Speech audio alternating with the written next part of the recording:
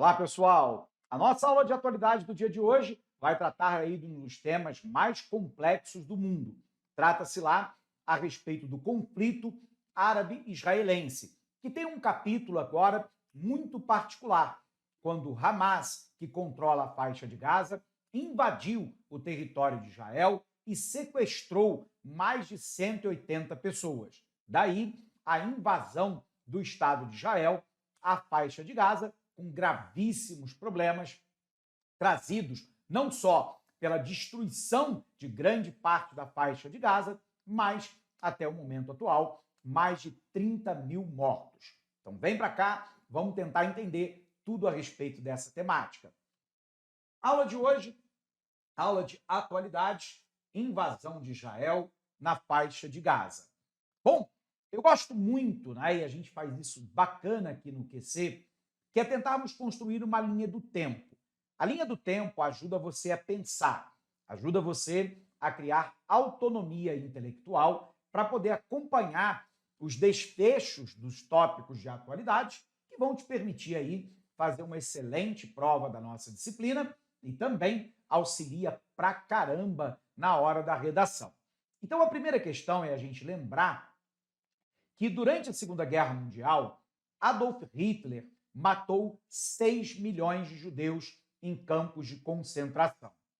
Nas palavras da filósofa judia, né, alemã, radicada nos Estados Unidos, Hannah Arendt, pela primeira vez na história da humanidade, nós chegamos à conclusão que o ser humano é capaz de absolutamente tudo. Diante desse holocausto dos judeus, que nós chamamos, a recém-criada ONU, em 1947, resolveu então dividir o território da Palestina. Cuidado para você não confundir a totalidade do território da Palestina com a criação de um Estado palestino. Para dar uma comparação para você, é você pensar que a cidade de São Paulo ela está no estado de São Paulo, mas não é a sua totalidade. Da mesma maneira que a cidade do Rio de Janeiro está no estado do Rio de Janeiro, mas também não é a sua totalidade. Então, a proposta da ONU era pegar o território da Palestina e dividi-lo em dois estados, em dois países independentes. De um lado, o Estado de Israel, que é um estado semita, é um estado que tem a maioria da população frequentando o judaísmo. E do outro lado, um Estado palestino. Os palestinos são, né, árabes islâmicos em sua maioria. Lembrando, árabe é etnia, é árabe aquele que fala a língua árabe, aquele que tem a cultura árabe, e do outro lado, o islamismo é uma religião. A maioria dos árabes são islâmicos, mas nem todo árabe é islâmico.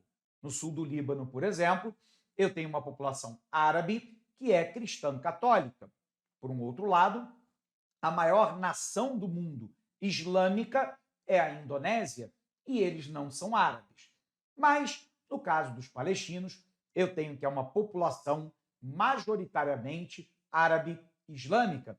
Então, seria criado um Estado da Palestina árabe-islâmico, que ficaria com duas regiões, a faixa de Gaza e também a Cisjordânia. O problema fundamental, no entanto, era a respeito de Jerusalém, porque Jerusalém é considerada uma cidade sagrada para as três grandes religiões monoteístas do planeta, ou seja, que acreditam na existência de um único Deus. A começar pela origem, eu tenho o judaísmo, depois o cristianismo e mais tarde o islamismo. Jerusalém é sagrada para os judeus, porque lá eu tenho, né, o Muro das Lamentações, que era o antigo muro do Templo de Israel e, portanto, considerado um local sagrado. Do outro lado do muro, eu tenho a esplanada das mesquitas de Al-Aqsa, considerada sagrado para os islâmicos, onde, segundo a tradição islâmica, o profeta Maomé, cujo nome correto é Mohammed, teria sido assunto aos céus, ou seja, levado aos céus por Alá.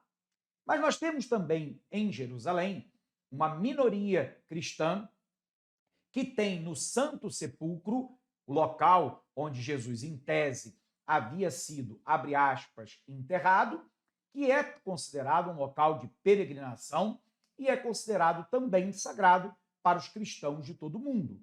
A proposta da ONU, então, era de que o Estado, né, de Israel e o Estado palestino fossem criados em áreas distintas e Jerusalém virasse uma capital aberta e internacionalizada, provavelmente sob o controle da própria ONU. Legal?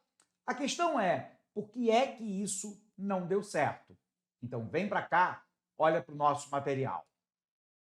Em 1947, a recém-criada ONU propõe a divisão da Palestina em dois estados. Um árabe islâmico, que seria o Estado da Palestina, e o outro judeu semita, que seria Israel. A proposta da ONU é exatamente a divisão, né, desse território em dois estados, com Jerusalém sendo uma capital internacionalizada. Onde é que está o problema, professor? É que, óbvio, os palestinos não aceitaram essa divisão, porque eles perderiam uma grande parcela do seu território, locais sagrados para os palestinos ficaria dentro do território de Israel, e, claro, eles não teriam controle sobre a capital Jerusalém. O resultado é que em 1948, o movimento sionista, nós chamamos de sionista aquele que remete ao Monte Sião, que é considerado sagrado para os judeus, esse movimento sionista, através do seu líder, Davi Ben-Gurion, resolveu declarar unilateralmente a criação do Estado de Israel. Então, o Estado de Israel ele foi criado em 1948 e o Estado palestino não foi criado até os dias atuais. Então, aqui, logo de cara, nós temos uma gênese do problema. Primeiro, a divisão do território da Palestina em dois estados. E segundo, o Estado de Israel foi criado e o Estado palestino não. Olha para cá porque você já vai entender. Se nós colocarmos, então, o mapa aqui, esse era o plano de partilha da ONU para a Palestina. Eu teria um Estado árabe, esse Estado árabe islâmico, ele pegaria essa parte, que é a faixa de Gaza, que fica na porção sudoeste, né, do território da Palestina, pega toda essa área aqui, que nós chamamos de Cisjordânia,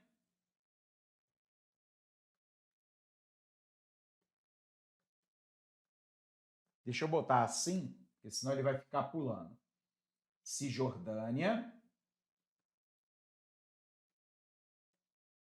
E essas duas áreas, que eu vou numerar aqui de número 1 e a área número 2, formaria, então, o que nós chamamos de Estado palestino. Portanto, um Estado árabe islâmico, correto? O restante do território, toda essa área em claro aqui, seria, então, o Estado de Israel, que é um Estado semita, que é um Estado judeu, tudo bem? Lembrando, o Estado de Israel ele foi criado em 1948 numa declaração unilateral de um líder sionista chamado Davi Ben-Gurion, enquanto que o Estado palestino não foi criado até os dias atuais. O problema, no entanto, estava em relação, né, a Jerusalém. Então, a proposta da ONU é que Jerusalém virasse lá uma cidade aberta. Provavelmente, isso não havia sido definido inicialmente, mas provavelmente sobre o controle, corrigindo aqui, uma cidade aberta, provavelmente sob o controle da própria ONU, porque ela é considerada uma cidade sagrada para as três grandes religiões monoteístas, né, que frequentam essa área. Legal? É importante você lembrar também que a área do Oriente Médio é particularmente uma área geopolítica e estratégica muito importante e muito conflituosa. A pergunta primeiro é por quê? Primeiro é preciso que a gente se lembre que a área do Oriente Médio ela envolve uma série de países: Irã, Iraque, Kuwait, Arábia Saudita, Emirados Árabes, Omã, Catar, Síria, o próprio Estado de Israel. Essa área hoje tem mais ou menos 60% do petróleo mundial. Então é óbvio que ela é uma área de conflito e é uma área de cobiça das grandes petrolíferas e também dos países ocidentais, mas também da China, mas também da Rússia. Por um outro lado, essa área é uma área que tem um forte conflito religioso, sobretudo em torno dessas três grandes religiões monoteístas: judaísmo, cristianismo e islamismo. Nessa área, eu tenho também uma disputa pela terra, pela água e pelos recursos naturais. E, portanto, é uma área geopolítica e geoestratégica extremamente importante. Lembrando que o Estado de Israel é o único Estado não árabe islâmico de toda essa região e ele é apoiado desde a primeira hora pelos Estados Unidos e pela Europa, sobretudo os Estados Unidos, que tem uma comunidade judaica muito forte, politicamente influente e que pressiona congressistas e o governo americano a um apoio incondicional ao lado de Israel. Mas é preciso lembrar também que, se Israel é o único país não árabe islâmico dessa região, ele é o único que serve como ponta de lança dos interesses ocidentais, Europa e Estados Unidos, nessa área. E, portanto, o apoio a Israel é também um apoio desejado para muito além da pressão dos judeus americanos ou europeus sobre seus governos, ele é desejado por uma questão estratégica, política e econômica. Legal? Aqui, o que a gente tem que lembrar, então, né? É que o Estado de Israel foi criado, mas o Estado palestino não o foi.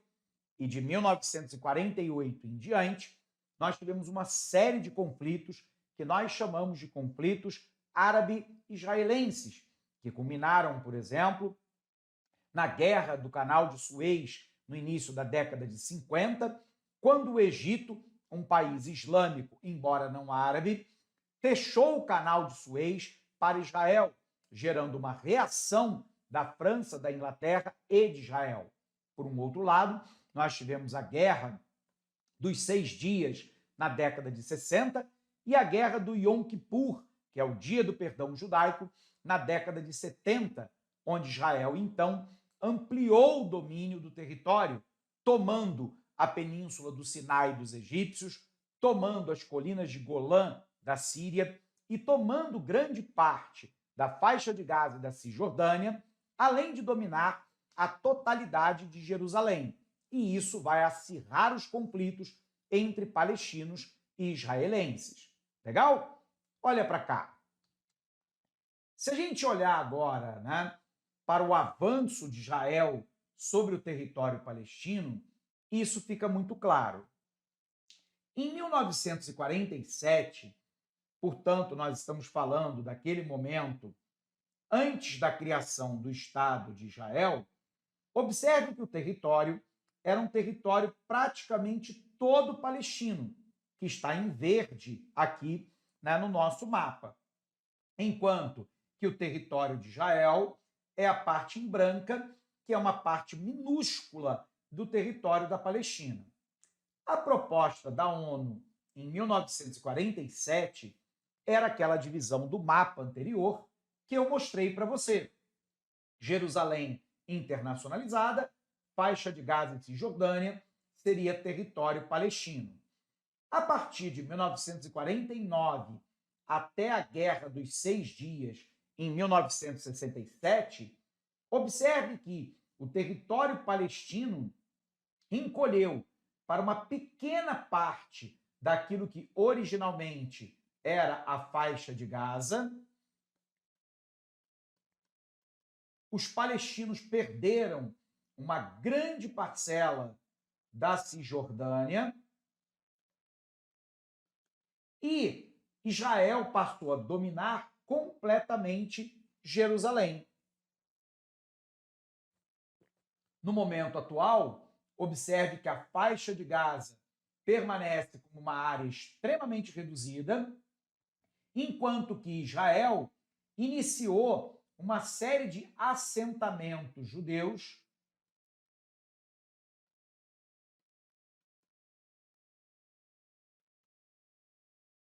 na Cisjordânia, o que diminuiu ainda mais a área originalmente ocupada pelos palestinos. Então fica claro que a estratégia de Israel não é uma estratégia de propor uma solução pacífica de dois estados, um estado israelense e um estado palestino, conforme a resolução da ONU de 1947. Sobretudo no momento atual, Israel é comandado pela extrema-direita israelense, ligada ao movimento religioso israelense, que são os judeus ortodoxos, que querem, de fato, eliminar qualquer possibilidade da criação de um Estado palestino no território da Palestina. E, portanto, o que eles querem é que a totalidade do território seja Israel.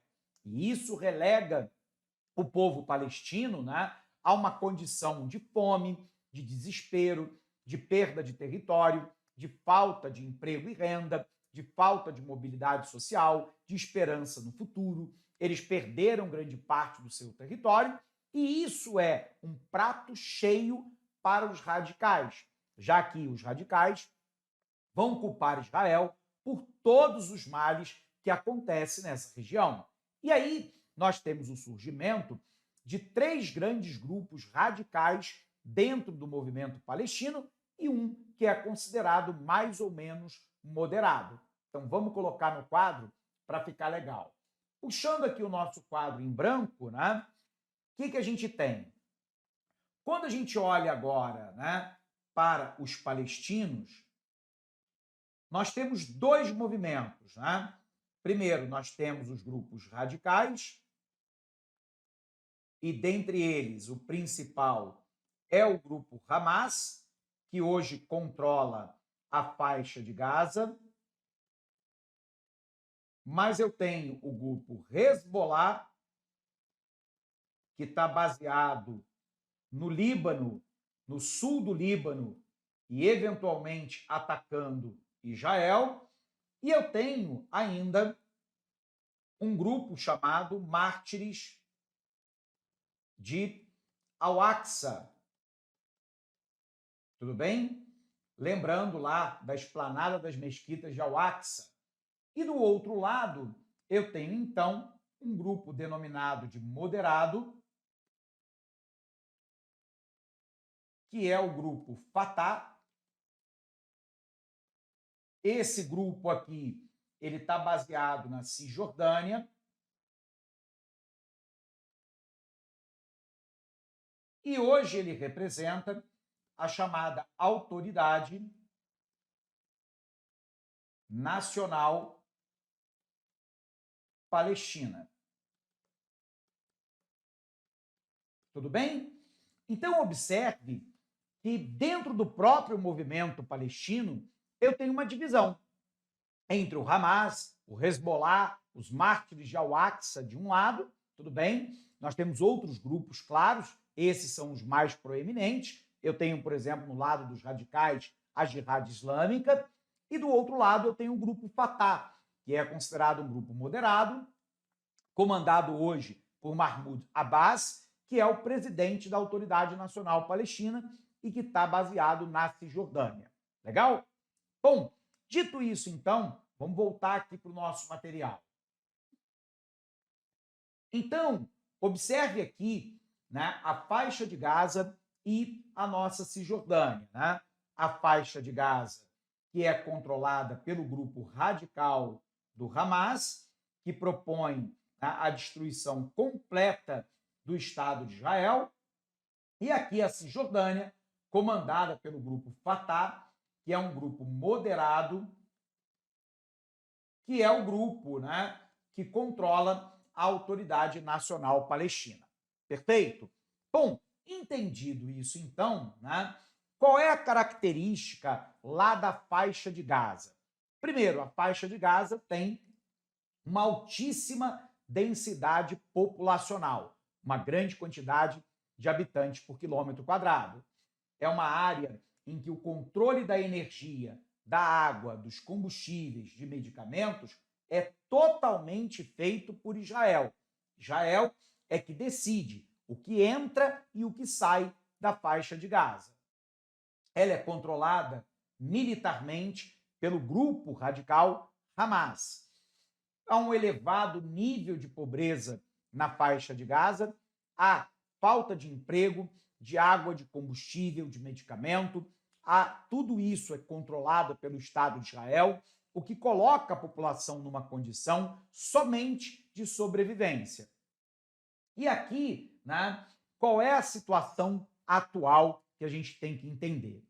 O grupo Hamas, ele tomou uma decisão militar de invadir o território de Israel e sequestrar israelenses. Eles mataram dezenas de israelenses nesse ataque, sequestraram mais de 180 pessoas e o objetivo era trocar esses sequestrados por, primeiro, uma série de prisioneiros palestinos que estão em prisão israelense, mas também para tentar forçar o Estado de Israel a abrir uma negociação para a criação de um Estado palestino.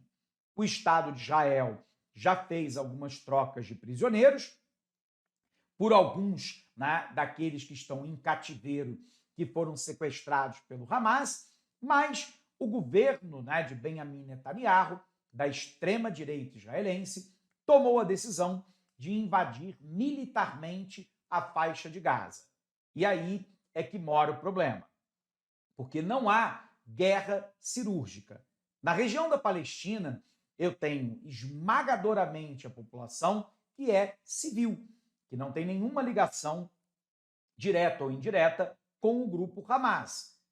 Lembre-se, o grupo Hamas assassinou dezenas de pessoas em Israel, o que é um fato condenável em todas as hipóteses que a gente pudesse pensar.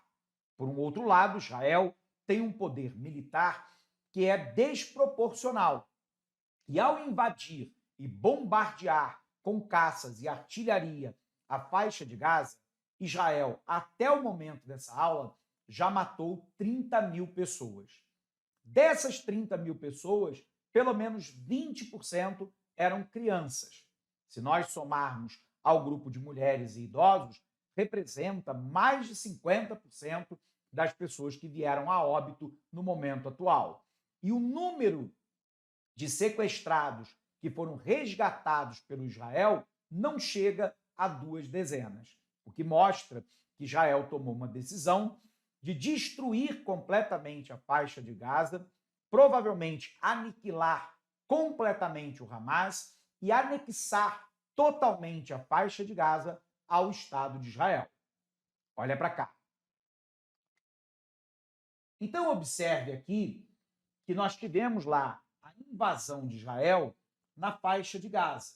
E aqui, a área de Gaza, só existe uma saída fora da faixa de Gaza, que é a passagem de Rafah para o Egito, mas o Egito fechou essa passagem para evitar que haja uma migração em massa de palestinos para o seu território. Então, a população de Gaza está completamente sitiada pelo Estado de Israel, que controla toda a fronteira marítima no mar Mediterrâneo e, claro, controla toda a fronteira terrestre. Quais são, então, os objetivos de Israel? Primeiro, o objetivo, segundo eles próprios declaram, é destruir a infraestrutura militar do grupo Hamas. O segundo é capturar a alta cúpula desse grupo. O terceiro é proteger as cidades israelenses de possíveis e novos ataques futuros pelo Hamas, pela Jihad Islâmica ou por qualquer outro grupo considerado como radical e terrorista por Israel. Por um outro lado, claro, eles querem o resgate dos reféns, e esse é um grande temor internacional de que o Hamas, uma vez acuado e sem chance, de revidar, ele possa resolver matar todos os reféns israelenses, o que também é uma probabilidade. A outra é estabelecer uma dissuasão contra futuras agressões, provavelmente tomando militarmente toda a faixa de Gaza.